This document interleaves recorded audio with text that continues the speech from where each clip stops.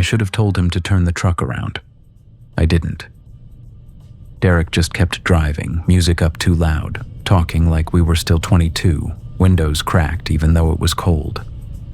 He was in the best mood I'd seen him in maybe 2 years, laughing at things that weren't that funny, talking fast the way he did when he was excited. He had a beer between his knees. The cab smelled like that beer and like the pine tree air freshener he'd had hanging from his mirror so long it had stopped smelling like anything. And the road kept winding and my stomach was turning and I had my hand pressed flat against the door panel without really thinking about it. My phone buzzed. It was Rachel. She was 7 months along by then and she sent me a picture of the baby's room. She'd hung something on the wall, some little wooden thing with letters on it. And I looked at it longer than I probably should have, given that the road kept curving. I typed back that it looked perfect and I meant it. Derek glanced over. He said, "She checking in already?" I said, "Yeah, just a picture." He made a sound that wasn't quite a laugh, and then he said, "One last weekend, man. That's all we're asking." Like I was the one who needed to loosen up.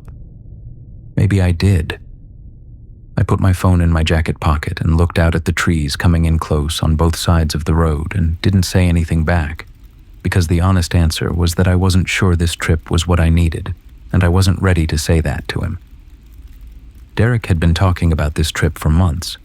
A buddy of his had a parcel of land up in Monongahela, a couple 100 acres of private timber off a fire road. No neighbors, no check-in.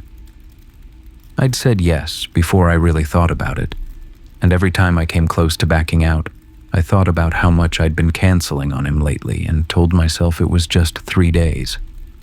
One last weekend, he kept saying. One last weekend before your whole life changes.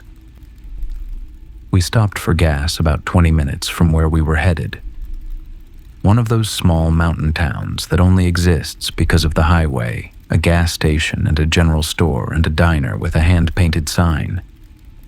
Derek went in to pay while I pumped and stretched because 3 hours in the truck had my lower back aching pretty bad. And I stood there in the parking lot and looked up at the tree line and just breathed for a second. Inside the store, there was a man talking to the cashier. Tall, lean, somewhere in his late 40s, wearing work clothes with close-cut gray hair and a face that had been outside in every kind of weather for a long time. Derek got to talking with him the way Derek always did with strangers, easy and loose. And the man smiled a little and said something about deer season, and Derek asked if the hunting was any good up on the ridge. The man said it used to be better, but his son was up there scouting today, so maybe the boy would have a better read on it by the time he got back. I wasn't really listening. I was looking at a rack of trail maps near the door and thinking about Rachel. I remember the man's voice being calm and steady, the kind of voice that doesn't need to push anything. We said thanks and got back in the truck. Derek pulled out of the lot and cracked another beer and said, "See, that's what I mean. That's exactly what I mean." I said, "What?" He said, "People out here are just people. Nobody's trying to do anything to you. You can just be." I thought about that. He wasn't wrong, exactly. I just wasn't sure it was that simple. We got to camp before dark. A flat clearing off a fire road, packed dirt and gravel and a ring of old firestones in the middle. We got the tent up, got the fire going, ate soup out of the can. By the time we sat down, the sun was already gone behind the ridge, and it was cold enough that the fire felt necessary and not just nice. And it was good. I want to say that. For a while it was actually good. The forest was quiet, and I sat there by the fire and felt my shoulders come down for the first time in days. Derek talked, the way he always talked when it was just the two of us, pulling up old stories, all of it specific and funny in hindsight, even when it hadn't been at the time. I laughed when I was supposed to, and I meant most of it. He said, "You're going to miss this." Miss what? He spread his arm out at the fire, the trees, all of it, and said, "This. The ability to just go." His face went quiet when he said it. He looked tired in a way he hadn't looked all day.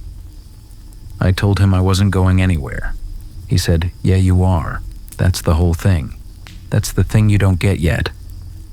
I should have said something back, that I wasn't scared of what was coming, that I actually wanted it. But Derek had a way of saying things where disagreeing felt like starting a fight, and I was tired, and I let it sit. Derek was out fast, the way he always was, sleeping bag zipped to his chin, breathing long and even before I'd gotten comfortable. The ground under the tent pad was harder than it looked, and there was something pressing up at my hip, a rock or a root, and I couldn't get away from it no matter how I shifted. The tent smelled like nylon and damp. My face was cold, but the rest of me was too warm, and I couldn't find the right position for any of it. I had my phone in my hand, but there was no signal, just the time glowing, too bright in the dark. Outside, somewhere deep in the trees, there was a gunshot. Just one, clean and flat and then quiet. I lay still and listened. Nothing came after it, just the wind in the branches and something small moving through leaves somewhere off to the left, and the fire outside ticking down to coals. Hunters, I thought. Early risers. Someone up on a ridge with a good reason to be there. Chapter 2. The cold in the woods that morning was so sharp it made my teeth ache. I kept thinking about the gunshot. The fire had burned all the way down, and the cold had come in through the tent walls, slow and thorough, until it was inside everything. My face was stiff, my fingers were stiff, and when I moved, my sleeping bag crackled. I lay there listening to Derek breathe and listening to the woods wake up. Birds first, then wind, then the creek somewhere below the ridge. I'd been awake before him, which almost never happened. I made coffee on the camp stove and stood outside with my hands wrapped around the mug, the heat coming through the metal, and I held on harder than I needed to and looked up at the ridge. The smoke from last night's fire was still in my jacket. I could smell it every time I moved. Derek woke up in the same good mood he'd had all day before. He ate fast and talked about the wind direction and drank 2 mugs of coffee and said we should push up toward the eastern tree line because the ground cover thinned out up there and we'd have better sight lines. He had his orange vest on before I'd even finished lacing my boots, already talking about what we might see, and I fell in behind him as I always did. Not because I didn't have my own ideas, but because it was easier, and because when Derek was like that, moving with that kind of energy, it was actually nice to be in his wake. We went up through the timber under a flat gray sky. The cloud cover sat low over the ridge, the tops of the trees disappearing into it, and the brush was thick and wet, grabbing at your jacket and your boots. You couldn't see more than 20 or 30 yards before something closed it off. Deadfall, a stand of young firs growing in too tight, the fog sitting in the low spots. Everything was muffled. Sound didn't carry right. Derek spotted tracks around 9, and we slowed and split maybe 40 yards apart as we used to do when we were younger, me working the lower line and him taking the higher ground, moving slow and quiet, and I was watching the tree line and not thinking about anything in particular. I heard movement. Something big off to the right, further up the slope, pushing through brush, something heavy moving through stiff branches, and I stopped and stood still. Derek had stopped too. I could feel it even though I couldn't see him, that stillness you learn when you've hunted with someone long enough. Then I heard Derek's rifle, just one shot, flat and hard, no echo, just the crack and then nothing. And then a scream, short and high and cut off, and then silence. I moved toward the sound through the brush. The branches were close and wet against my jacket, and I was pushing through them, trying to figure out the angle. And then I came up over a little rise, and Derek was already ahead of me, already moving toward whatever he'd hit, and I came up behind him and stopped. It was a boy. He was wearing a blaze orange cap and a camo jacket that was too big for him, the sleeves down over his hands. and he was on his side in the brush bent flat under him, not moving. The whole world went quiet, and then Derek said, "Oh God," and got down on his knees, and the boy made a sound, low and wet, something I felt in my chest more than heard. And Derek said his name even though we didn't know it, just said, "Hey, hey," and took the boy's shoulder. I couldn't move. The smell hit me then, something copper and dark mixed with the pine and the wet leaves. And I don't know why I noticed that, but I did. And I don't know how long I stood there. Not long. Derek looked back at me and his face was gray and sick, and he said, "Evan, call somebody right now." And I already had my phone out, but there was no signal. There had never been any signal up there. And when I looked back down at the boy, he was still, and the sound had stopped. The blaze orange of his cap was the brightest thing in the whole forest. Derek sat back on his heels, and neither of us said anything for a long time. He was just a kid, 14, maybe 15, in the brush moving through the timber, same as anything would in the fall. And Derek had heard movement, and he had shot, and it didn't matter, none of it mattered, because the boy was gone, and it had only taken maybe 2 minutes, and I was standing there with my phone in my hand, and no signal, and no way to make it different. Derek stood up. He was breathing hard and fast, his hands shaking, and he looked around the ridge like he was checking for someone, and then he turned to me and said, "Nobody saw." I said, "What?" And he said, "Nobody saw us come up here. Nobody knows where we are." Not a question. Something else. Him thinking out loud, already moving past the thing that had just happened. I said, "Derek," and he said, "Listen to me." He came over and put both hands on my arms, grip hard through the jacket, and said, "Evan, listen. I need you to actually listen to me right now." He said, "If we go back down there and tell them what happened, your life is over. My life is over. You've got a baby coming, man. And there's no version of this where we go in and explain an accident and they just let us walk away. Not up here. Not like this. Not with a kid." And I stood there and heard him, and I knew he wasn't right. I knew even then that he wasn't right, but I couldn't speak, and the boy was on the ground 6 feet away, and Derek's hands were on my arms, and the woods were just birds and wind, and I didn't say anything back. That was the moment I could have said no. I didn't say anything. Derek went back to the boy, and his hands were shaking badly enough that he kept stopping to press them flat against his thighs. He looked at the boy, and then looked away, and then looked back. And he went back toward camp and came back with the folding shovel I hadn't even remembered we'd brought. He started toward a spot to dig and then changed his mind and went to a different one. We buried him up on the slope, back from where it happened, in a spot where the ground was soft and there was cover. It took a long time. The dirt was rocky and full of roots, and the shovel made a grinding sound every time it hit one, a sound that went up through the handle and into my palms, and we had to stop and work around them, and neither of us spoke except when Derek told me where to dig next. I did what he said because I didn't know what else to do, because my hands were moving and my brain wasn't, because stopping would have meant thinking about what we were doing, and I couldn't do that yet. I couldn't do that at all. My hands were dirty past the wrists and cold, and I kept wiping them on my jeans without thinking, reflex, except it didn't help. When Derek said it was enough, neither of us could keep going. Derek smoothed the surface down with the flat of the shovel, moved some of the deadfall over it, and stood back and looked at it for a second. I didn't argue. We packed up camp in about 20 minutes, didn't talk, got everything in the bed of the truck and broke down the tent and drowned the fire pit, and the coals hissed when the water hit them and put out a thin white steam that smelled like wet ash. Derek drove. He always drove. The fire road was rough, and the truck bounced, and every time it dropped into a rut, my teeth came together, and I kept my hand flat on the door panel, the same as on the way up, except now I was pressing harder, and I didn't realize it until my arm started to ache. We were maybe a mile down when he reached back through the cab window into the truck bed and came up with something in his hand.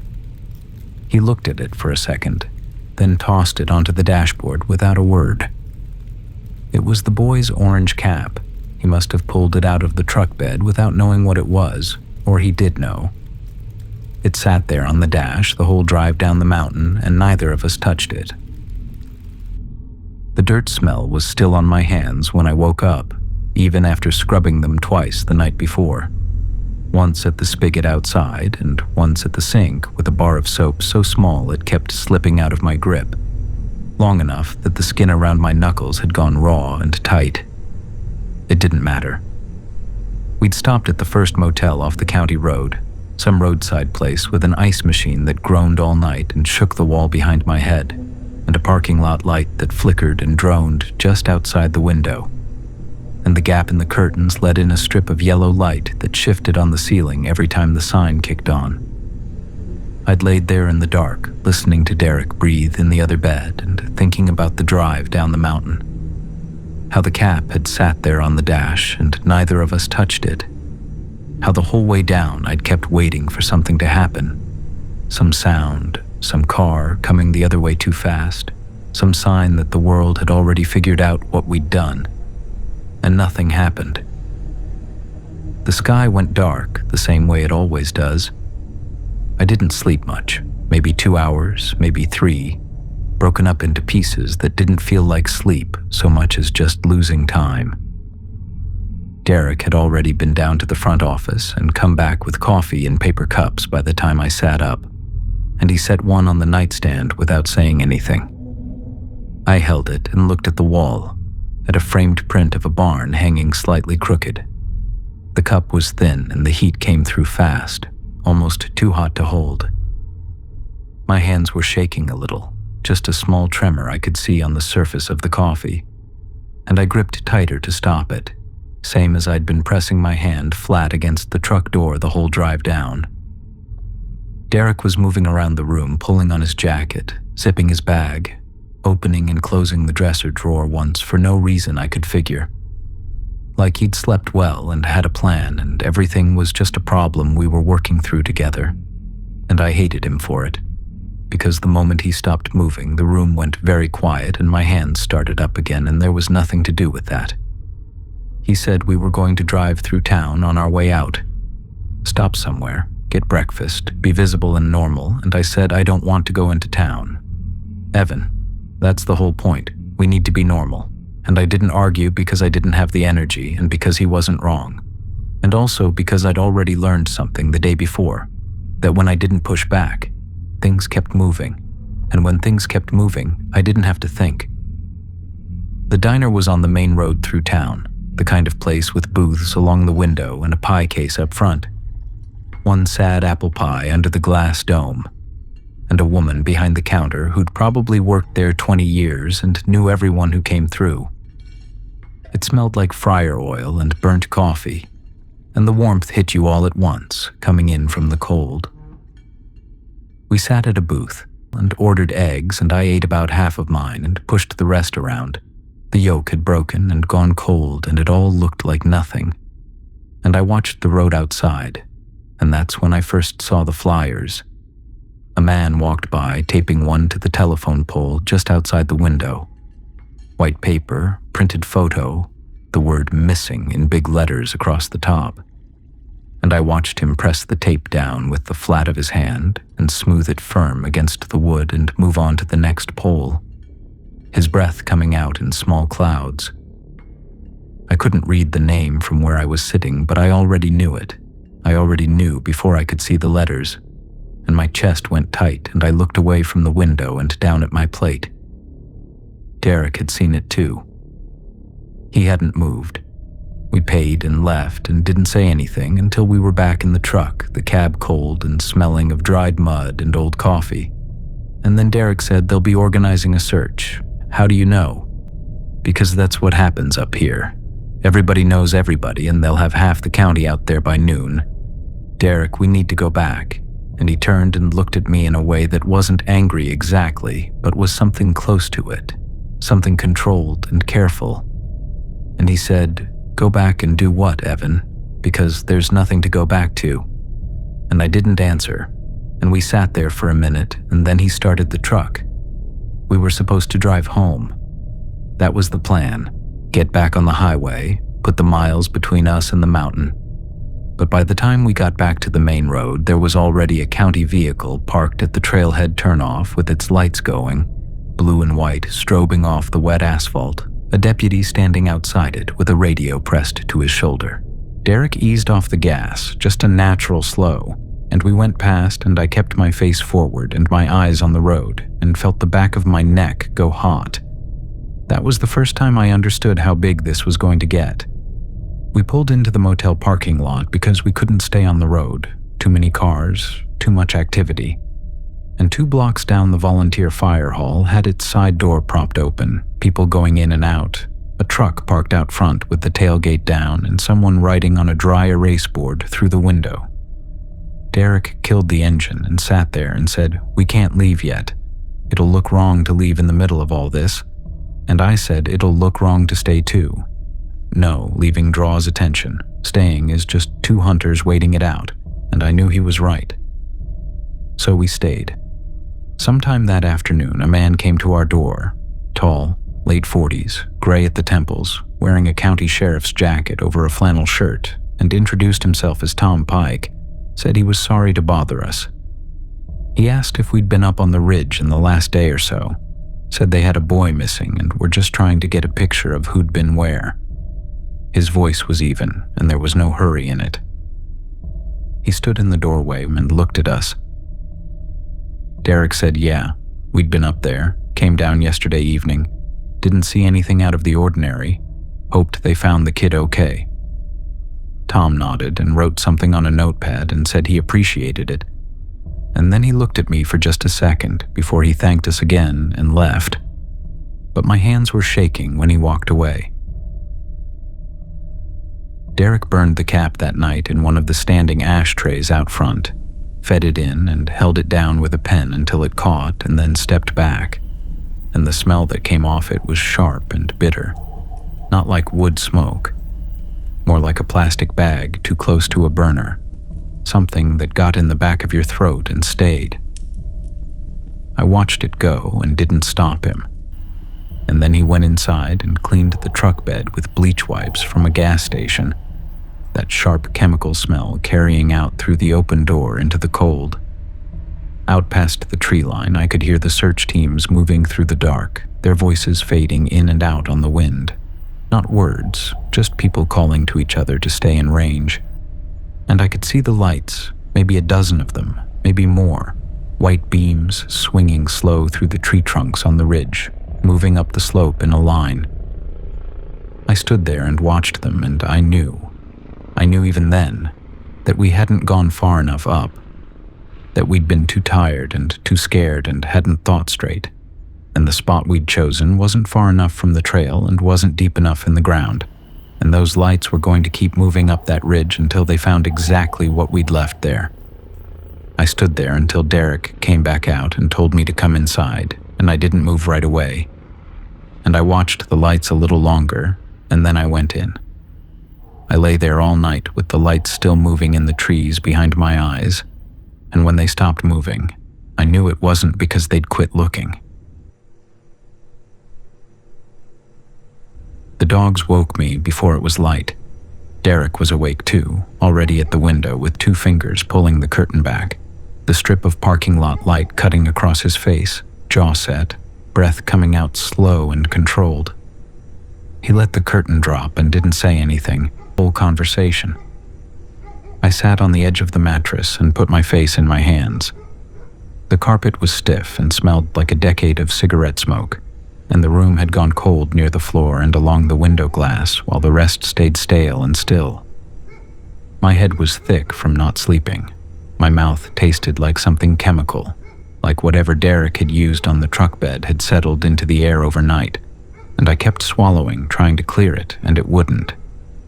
Outside, the dogs went on, further up the ridge now, moving away, but distance didn't help. The sound was the sound, and what it meant didn't change just because they were a half mile out instead of 200 yards. I said, "Derek, I need to tell you something." And he turned from the window before I got it out. He already knew. So I said, "I think we should go to Tom Pike and just say what happened." And then I stopped because Derek had that look, the one where he goes very still and his jaw tightens just slightly at the back. "Evan." And I waited, and he said, "We are not doing that." And I said, "We can't just listen to me." And I stopped. He sat down on the edge of his bed, elbows on his knees, springs giving a short creak, and talked slow and measured the way he does when he's moving me toward something. He said what happened up there was an accident. Both of us knew that. But the moment we buried him, it wasn't an accident anymore. And going in now doesn't undo the burial. It just adds the burial on top. And there's no version of that where we walk away with our lives. And then he looked at me and said, "You're about to have a kid, Evan. You understand what I'm saying to you." And I did understand. That was the problem. I understood it perfectly, and still my chest stayed tight, and Derek kept talking, and the room was dark and close, and the dogs were still moving up the ridge, and I couldn't hold the thought together long enough to do anything with it. I said, "Okay," and he nodded once and stood up, and we got dressed without much more said, the cold off the window working into my shirt by the time I'd gotten it buttoned. It was around 9 when the fire hall radio traffic started changing. I could tell from the parking lot, a cluster of people near the propped open door, voices coming out with something urgent in them that wasn't there before, and 2 volunteers standing outside looked at each other and went back in fast. The air had that raw early bite, cold enough to sting the inside of your nose, and the sky was flat white from edge to edge. Derek was already watching. I kept my eyes on the ground and waited. We heard it from a woman walking past, crying and talking on her phone at the same time, just fragments coming through. And one of those fragments was they found him up on the ridge. After that, something went out of the street. I watched a man in a hunting jacket take his hat off and press it against his face, eyes shut, then put it back on and start walking toward the fire hall. A truck door shut somewhere behind me, and then it was quiet except for the radio noise from the hall. Derek sat inside, and I followed him. And I sat in the chair by the window, the vinyl tacky against my arms. Derek was pacing, short laps from the door to the bed and back. After a while, he said, "We have to get out now, today. We can't stay here another night." And I said, "They have the whole town locked down. There's county vehicles everywhere. How are we just going to drive out?" And he said, "We drive out like we were always going to. Check out, load the truck, and go. Because 2 guys staying on after they find the kid looks worse than 2 guys leaving." And I didn't know if he was right or wrong anymore. I didn't trust my own thinking enough to push back. We checked out around noon and loaded up. And I drove because Derek wanted to watch the road ahead and count vehicles, so I kept both hands on the wheel, speed limit exactly, trying not to look like a man with anything to think about. We got about 6 blocks before we hit the line. A deputy had the road flagged off at the intersection by the grain elevator, just orange cones and a hand signal. And Derek said, "Don't stop. I have to stop." And he said, "Keep moving." And I stopped. The deputy came around to the driver's side, boots scraping on wet asphalt, and he said, "Sorry, roads closed through the north end while they've got the rescue operation running. Said if we were heading out, we'd want to go back south on County Road 12 and pick up 219 there." He was young, maybe mid-20s, cheeks red from standing in the cold, and he wasn't looking at us like anything, just managing traffic, politely sending us the long way around. And I thanked him and rolled the window up and turned back, and Derek said nothing for a full block. We ended up back at the motel lot because I didn't know where else to go, and my hands were shaking bad enough by then that I didn't trust myself on an unfamiliar road. I parked and killed the engine, the truck ticking as it cooled, and Derek was already on his phone, and I didn't ask who he was looking up. Just sat there and breathed and watched a couple of starlings land on the ice machine cabinet, pick at something in the rubber seal along the lid, and fly off when a car went past. That was when I saw Tom. He was coming from the direction of the fire hall, still in the sheriff's jacket, no hat on even in the cold, breath coming out in short, even puffs.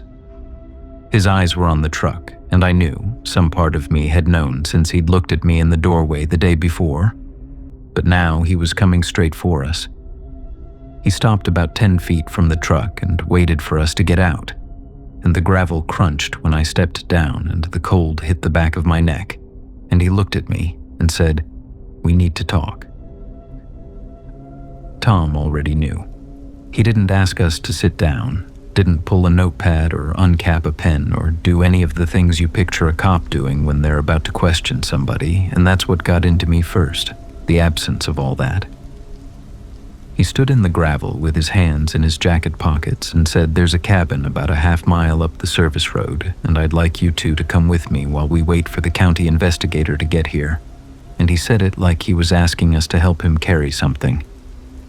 Derek said, "Are we being detained?" And Tom looked at him for a second, patient like he'd heard that before, said no, and started walking, and we followed him. I don't know why we followed him. By then, neither of us had enough left to do anything else. The path was frozen hard and narrow, packed dirt with frost in the cracks and dead grass gone the color of straw on either side. And the cold got into your ears and dried the inside of your nose raw, and none of us said anything the whole walk up. Derek was breathing behind me, the rhythm of it off, too fast for the grade. And I kept my eyes on my boots and didn't look back. The cabin was old but solid, log walls gone gray from weather, a rusted metal chimney pipe leaning off the pitched roof, and it smelled like pine resin and damp wood and old ash from a stove nobody had touched in months. Tom got the door open with a key on a ring with about 15 others, clicked on the bare bulb hanging from the center beam, and the light came down yellow and flat and made everybody look tired. He stood near the door with his back to the window and didn't sit. The log behind my shoulder was cold through my jacket. Derek stood closer to the middle of the room, arms crossed, jaw tight at the back, and I could feel him working himself up before anything even happened. Tom said he'd been up on that ridge since 4 a.m, then stopped and let that sit. And something in my legs went loose and soft because I already knew where the sentence was going before it got there. He said the dogs found the site the night before, but it was too dark to work it carefully, so they came back at first light. He pulled a plastic evidence bag from his pocket, sealed, a brass shell casing inside, and set it on the wobbly camp table between us without making a show of it, and I kept my eyes on it because looking at Tom was worse. There were boot prints on the north-facing slope, he said, and tire tracks on the old logging cut below the 12 road, and he said, "I know which truck because I saw it in this parking lot 2 days ago, and there was no heat in it at all, just a man reading from a list, and that steadiness was worse than anger because it meant he'd already worked through the grief to get here." Then Derek said something I couldn't believe he said.